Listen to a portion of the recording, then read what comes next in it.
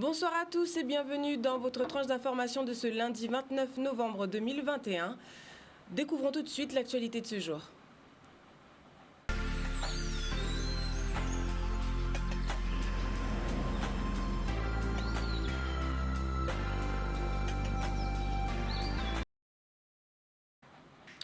En bref, par voie de communiqué, le préfet de la région Guadeloupe, Alexandre Rochat, a décidé d'amener le couvre-feu de 18 h à 5 h du matin jusqu'au jeudi 2 décembre prochain, jusqu'à 5 h du matin.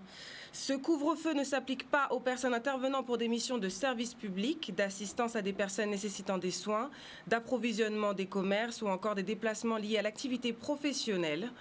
Toutefois, le couvre-feu est instauré sur l'ensemble du département de la Guadeloupe, à l'exception des îles de la Désirade, de Marie-Galante et des Saintes. Enfin, pour finir, la vente d'essence en jerrycan est toujours interdite sur la Guadeloupe dite continentale. Tout contrevenant s'expose à des poursuites judiciaires. On continue. Après avoir rencontré les professionnels du bâtiment mobilisés, entre autres, nos élus se sont réunis aujourd'hui à l'espace régional du Rézet aux Abîmes afin de se préparer aux prochaines rencontres, notamment avec l'intersyndicale qui, depuis 2 semaines, fait entendre son mécontentement quant à l'obligation vaccinale.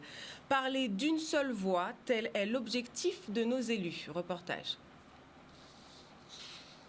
Aujourd'hui, ce que nous souhaiterions, et nous le disons haut et fort, tous les élus, à l'unanimité, nous sommes prêts à rencontrer l'intersyndicale collectif pour pouvoir négocier des points qui le relèvent de notre compétence.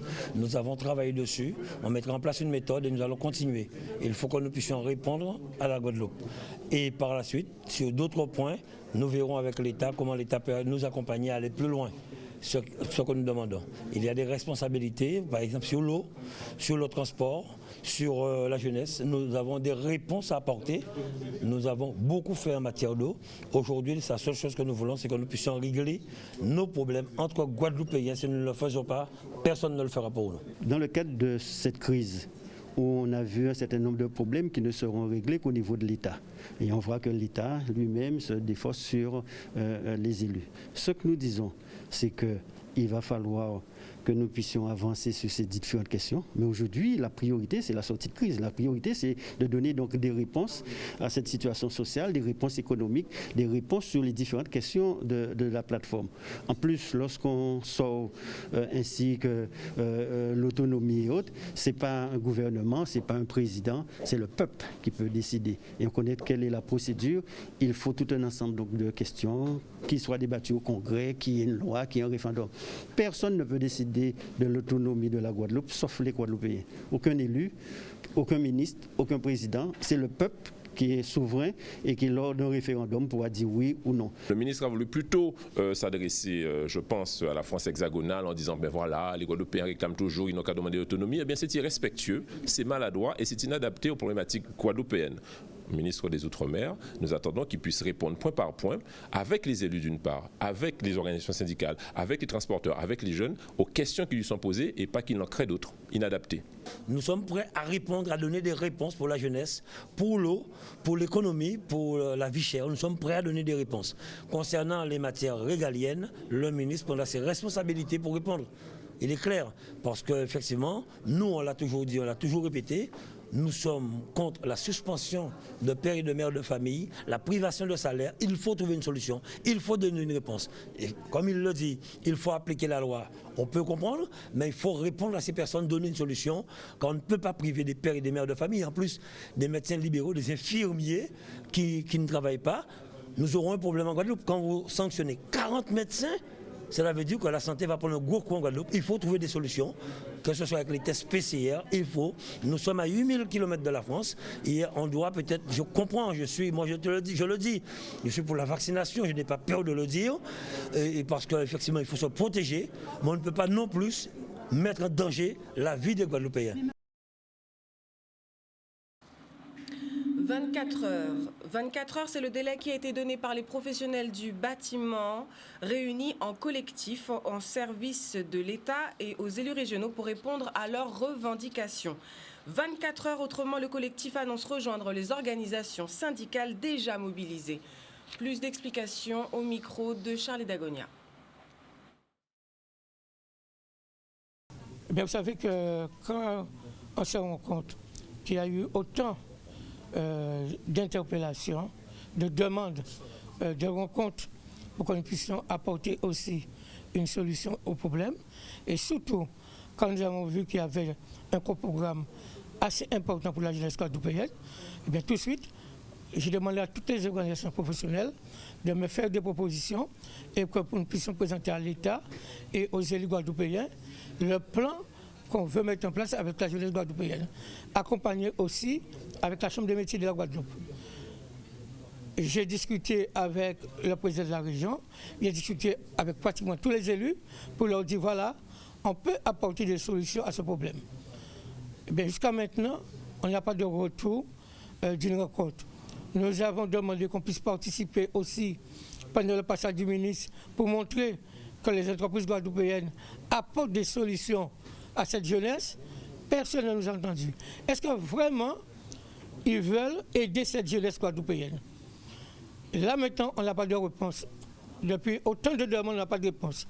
Donc je lance un appel, je profite de la presse pour dire à la population guadeloupéenne, si dans les 24 heures, on n'a pas une réponse favorable pour nous rencontrer autour d'une table avec l'ensemble des personnes responsables aujourd'hui, comme les organisations professionnelles et les organisations syndicales, pour qu'on puisse discuter, pour pouvoir sortir, mettre en place un plan pour sortir de cette crise, parce que c'est tout le monde qui souffre, c'est la population guadeloupéenne qui souffre, c'est la jeunesse qui souffre, mais aussi les entreprises guadeloupéennes qui souffrent. Donc si dans les 24 heures, on n'a pas de réponse des élus et aussi des services de l'État, eh bien, nous passons à l'action. Nous serons obligés aussi de nous mettre à côté des organisations syndicales pour avoir une seule plateforme de revendication. Tout ce qui n'a pas été respecté pendant le protocole d'accord qui a été signé, ça fait quelques mois, pendant le gros mouvement que nous avons mené, il y a 70% du protocole d'accord qui reste encore à négocier. Et bien à ce moment-là, nous allons mettre en place une seule plateforme de revendication, les organisations syndicales, les organisations professionnelles. Et bien à ce moment-là, tout le monde va comprendre qu'il faut retourner le plus vite possible au niveau d'une négociation capable de gérer la situation actuelle, parce que la Guadeloupe ne peut pas continuer dans ce sens-là. Sébastien Lecornu, ministre des Outre-mer, est arrivé en Guadeloupe dimanche soir. Nous avons pu l'interviewer à son arrivée. Aussi, à 17h aujourd'hui, Sébastien Lecornu est intervenu en direct afin de répondre aux questions des journalistes. Vous pouvez découvrir l'intégralité de son intervention sur notre page Facebook et en rediffusion à 20h sur notre antenne tout de suite après le journal. Pour le moment, écoutons son interview dimanche soir. Il nous faut mener un dialogue social, je le disais, notamment avec deux publics, les personnels soignants de l'hôpital qui ne sont pas vaccinés et les pompiers qui ne sont pas vaccinés et qui donc ne sont plus en conformité avec la loi de la République qui prévoit évidemment cette obligation vaccinale. Pour le coup, pour les pompiers, en grande partie aux élus du département, notamment du SDIS, du service départemental d'incendie et de secours, que de mener ce dialogue. Mais il est clair que l'État employeur, par les centres hospitaliers, par les EHPAD également, doit mener un dialogue social de qualité avec celles et ceux qui sont suspendus. Soyons clairs, la loi de la République en matière d'obligation vaccinale, elle s'appliquera ici en Guadeloupe comme en Martinique, car ce sont des départements français à part entière et que personne ne comprendrait qu'une loi de protection sanitaire qui protège non seulement les soignants, mais celles aussi qui peuvent avoir malheureusement recours au centre hospitalier, cette loi doit s'appliquer, disais-je. Lorsqu'on est parfois technicien dans un centre hospitalier et qu'on décide de dire de son propre chef « je ne me ferai pas vacciner », eh bien il faut savoir l'entendre et donc il faut savoir créer les conditions d'une mobilité professionnelle pour cette personne. C'est une démarche de bon sens qui permet aussi d'appliquer la loi de la République ici en Guadeloupe et qui ne nous détourne pas de l'objectif premier qui est de protéger les différentes personnes, notamment les patients, mais celles aussi évidemment qui travaillent dans ces établissements hospitaliers. J'ai donc accepté demain matin, en sous-préfecture de Pointe-à-Pitre, de recevoir une dizaine de personnes tout au plus pour échanger sur les différentes revendications, essentiellement sanitaires, sur l'obligation vaccinale. J'ai cru comprendre par une déclaration récente que ces différents groupes souhaitaient venir à plus d'une trentaine de personnes. Je le redis, si je me suis déplacé ici ce soir en Guadeloupe, c'est pour certainement pas céder à quelque pression que ce soit, et c'est une réunion de travail que je souhaite, et certainement pas une grand-messe pour faire de la communication. Donc moi je réitère mon souhait de dialoguer, de discuter avec ces différentes personnalités, mais dans un format d'une dizaine de personnes qui nous permettra de travailler. Une fois de plus, je ne suis pas venu ici pour incarner un État faible, mais aussi évidemment un État qui dialogue, puisque la force de la République, c'est de dialoguer et d'appliquer les lois. Merci à tous. Aujourd'hui, les organisations syndicales et le ministre des Outre-mer devaient se rencontrer. Cette rencontre a été avortée dès les 10 premières minutes. En effet, les représentants syndicaux n'ont pas accepté leurs conditions d'accueil. Écoutons l'interview de la secrétaire générale Maïté Mtoumo au micro de Michel Depape. Nous toutes qu'avrait là, à dans quelles conditions que soi-disant yo besoin rester vrai nous pour discuter. Nous qu'avons qui gens place la quadriller tout partout. Nous voyons qui gens pour rentrer même en dit dans là. Qui gens est-ce que yo ka veiller tout ça ou ka faire et yo ka encadrer ou. À dans un lieu qui symbolique pour nous. C'est dans des conditions comme ça. À dans un lieu symbolique que encore une fois, avec les forces armées jusqu'au dents que yo ka rester vrai nous. Est-ce que c'est pour négocier? Est-ce que ça a démontré qu'il y a dans justement les perspectives de négocier? Non! Ah ouais. Alors ça nous dit, c'est que nous remettons à nouveau, parce que nous avons rappelé qu'en septembre, nous déjà remettre plateforme de revendication en nous, et un accord de méthode qui permettre que nous négocions. Alors nous répétons et nous repréciser que si réellement vous voulez négocier, c'est bien évidemment un collectif composé de 30 organisations, ça c'est yon. Deuxième but là, c'est si base à plateforme de revendication en nous, que nous rébaillons au cas où il faut voir. Et en disant des points prioritaires, nous rappeler les points prioritaires, c'est arrêt de suspension à tous les travailleurs. Arrêt de suspension aussi à tous les infirmiers libéraux, à tous les médecins qui sont là interdits d'exercer. Et là, nous avons dit arrêt de suspension, ça va bien évidemment sous-entendre arrêt de l'obligation vaccinale, camarades.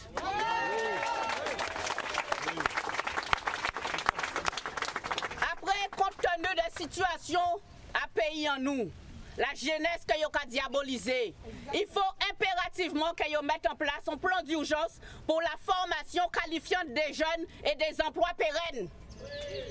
Il faut aussi que vous mettez un plan d'urgence pour conditions de travail, conditions de vie à les familles guadeloupéennes. Et ça pas négociable, ça urgent. Alors nous rappelons ça.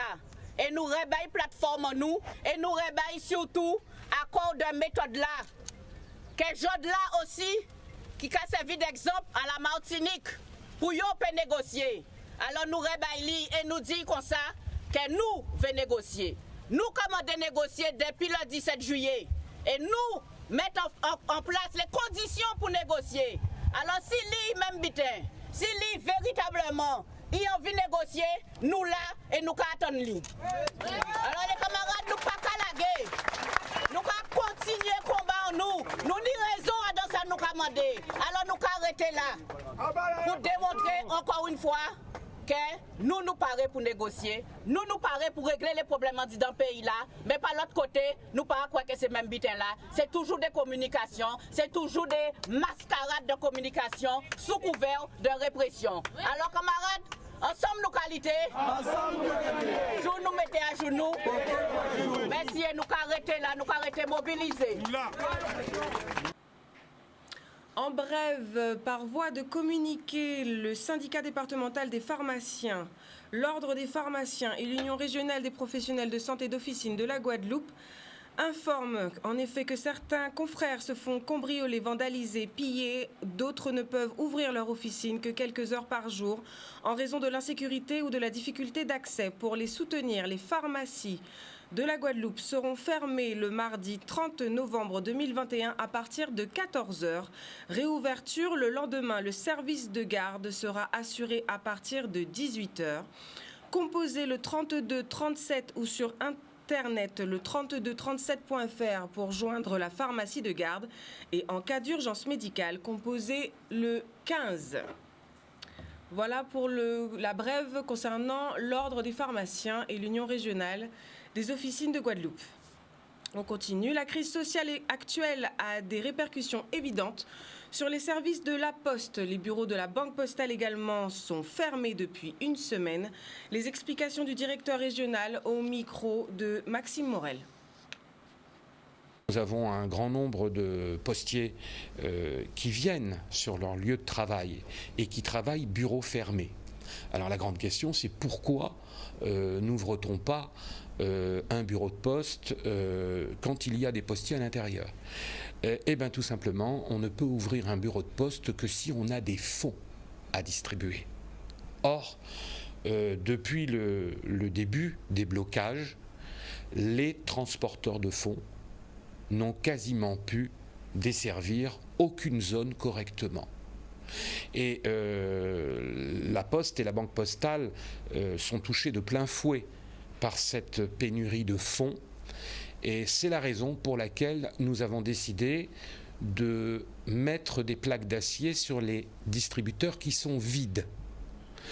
Pourquoi ? Parce qu'un certain nombre ont été vandalisés et que ne rien faire nous aurait conduit à être en difficulté pour les versements des prestations sociales aux plus fragiles, aux plus démunis, dès le lundi 6 décembre.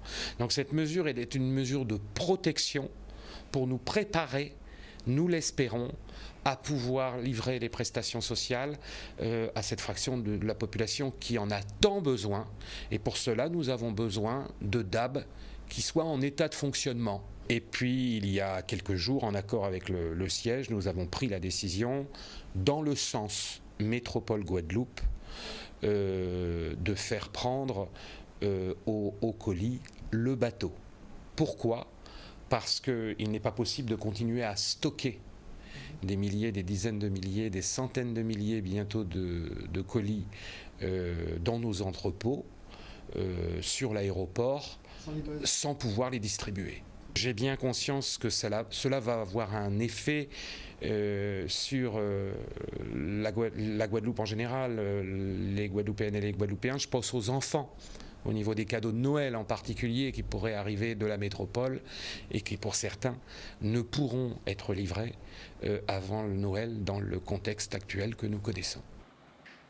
Parlons éducation maintenant. En effet, depuis vendredi 19 novembre jusqu'au vendredi 26 novembre, soit 8 jours, la situation de tension sociale avec les blocages des axes routiers paralysant les déplacements de la population ont conduit le rectorat de la Guadeloupe à suspendre l'accueil des élèves de la Guadeloupe dite continentale. Aujourd'hui, de nombreux axes routiers sont ouverts, la circulation est beaucoup plus fluide. Donc, dans ce contexte, le rectorat a décidé de réouvrir et de ne pas prolonger cette suspension des cours en présentiel. Pour ce faire et développer ce point, nous recevons en direct sur Zoom la rectrice de région académique Christine Gangloff-Ziegler. Bonsoir. Bonsoir, bonsoir à tous et à toutes. Bien, en effet, à partir de demain, normalement, dès demain matin, tous les écoliers, que ce soit des écoles primaires, collèges et lycées, pourront retourner en classe, c'est bien cela ? Alors, ce que nous avons prévu, c'est simplement de ne plus prendre de décision générale de suspension de l'accueil, tout en notant que nous n'avions pas fermer les établissements ou les écoles. Donc, dans certains d'entre eux, il y avait des personnels qui étaient sur place, certains d'ailleurs qui pouvaient accueillir tel ou tel élève qui avait un problème d'accès au numérique.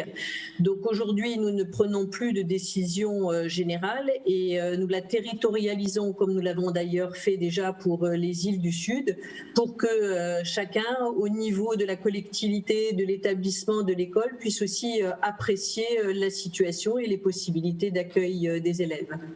Très bien. Pourriez-vous expliquer, si toutefois la réponse, vous l'avez déjà, dans quelles conditions vont être faites le retour en classe ? Eh bien, les parents sont avertis directement par les communes ou par les établissements des possibilités d'accueil et des modalités d'accueil, parce qu'il peut y avoir des aménagements en termes d'horaire en lien avec les transports scolaires ou des aménagements aussi concernant la restauration. Donc, plusieurs communes ont déjà communiqué auprès des parents sur le sujet, parce qu'effectivement, il faut qu'ils puissent s'organiser. Je dois dire que suspendre l'accueil 7 jours était déjà une décision tout à fait exceptionnelle au vu de la situation. Et aujourd'hui, le changement, c'est simplement le niveau de la décision qui n'est pas le même. Très bien, je vous remercie. Pour finir, au niveau de la restauration, si je comprends bien, il est préférable que chaque parent se rapproche en fait de la vie scolaire ou de la direction de chaque établissement pour voir quels sont les aménagements spécifiques à chaque établissement. Les établissements et les écoles ou les communes informent les parents quant aux modalités d'accueil et leur indiquent est-ce qu'il y a une restauration ou non. J'ai vu une commune qui demandait aux parents d'amener simplement une bouteille d'eau, mais en précisant que la restauration serait organisée. Donc chaque commune peut avoir une stratégie, mais qui est liée aussi à ses capacités de faire pour pouvoir accueillir au mieux les enfants. Et je dois dire, je crois que tout le monde aujourd'hui est conscient aussi qu'on parle beaucoup de la jeunesse, mais que pour former la jeunesse, ça commence jeune et il est indispensable que les enfants puissent revenir rapidement à l'école parce que nous aurons du mal à rattraper sinon les écarts qui vont se creuser. Bien sûr, je vous remercie Madame Christine Gangloff-Ziegler, rectrice de l'Académie de Guadeloupe, d'avoir répondu à nos questions. Belle soirée. On continue le traitement de l'information. Retour sur le déboulé de samedi dernier en soutien aux organisations syndicales mobilisées. Entre Pointe-à-Pitre et Perrin-Abîme, ce sont près de 20 000 personnes qui défilaient dans les rues afin de manifester leur soutien. Images signées Michel Depape et Harold Delus. Il y a du monde qui passe de part et d'autre. Je ne vous ai pas montré, mais des deux côtés. Pourquoi je participe au mouvement? Parce que j'en ai marre de cette situation. Il va falloir que ça change. On est des Guadeloupéens et on travaille pour la Guadeloupe. Ce qui se passe aujourd'hui, c'est pour tous les Guadeloupéens. Tout simplement, on manifeste contre le vaccin, pour notre liberté. Nous sommes en 2021, 2022, ça fait 2 ans que le pays est bloqué. Moi, je pense que je suis un jeune, nous avons investi, on ne peut pas travailler. Alors aujourd'hui, on dit non. Et pour tout un tas de raisons, il n'y a pas que le pass sanitaire, je pense qu'il y a beaucoup de choses qui ont été mises sous le bas du tapis.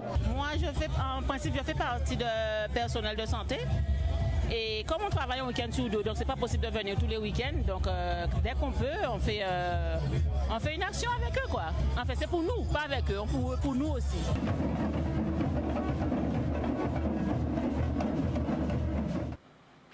Voilà tout pour cette tranche d'information de ce lundi 29 novembre 2021. Je vous remercie pour votre attention et fidélité. Vous pourrez retrouver l'intégralité de cette édition sur notre page Facebook.